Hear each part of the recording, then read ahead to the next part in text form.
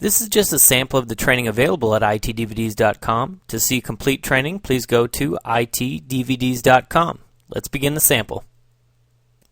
Now, if we are going to allow users to create their own distribution groups, it's a good idea to create a distribution group naming policy. So let's go up to Recipients. I've got Groups selected. Click on the ellipsis here, and we're going to configure the group naming policy. So here we can create our naming convention that when users create groups, it adheres to that naming convention. So we have a couple different options here. We can use an attribute of the group, like city, for example. So when a user creates a group, it will be prefixed with the city field of that group. And there are a lot of different other attributes we can use. Country code, department, office, title. So that's one option. We can also use our own text. For example, DG underscore. So this way, all groups that are created by users will be prefixed with a DG underscore so that everybody knows that they're distribution groups and they're all nice and sorted in the global address list as opposed to scattered all over the global address list. So I'll go ahead and click OK. And we could also do the same with suffixes. So if we wanted something to automatically be appended to the end of the group name, we could do that here. We can also use blocked words. So if there's a word, maybe we don't want the word distribution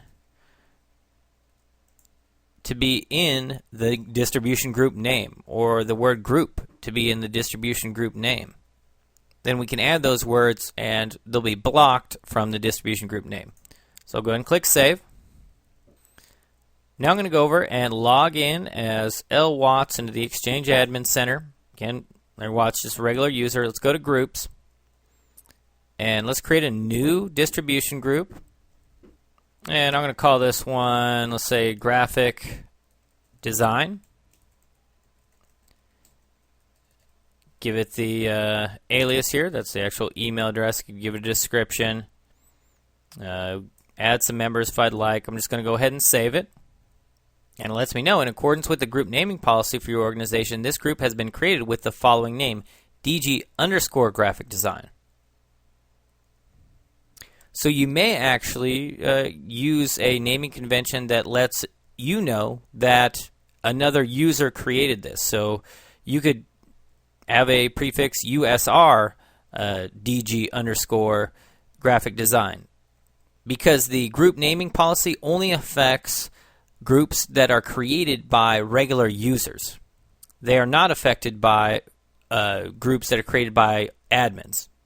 See, I'm logged into Exchange Admin Center as administrator. If I create a group, I can name it whatever I want, and the group naming policy doesn't apply.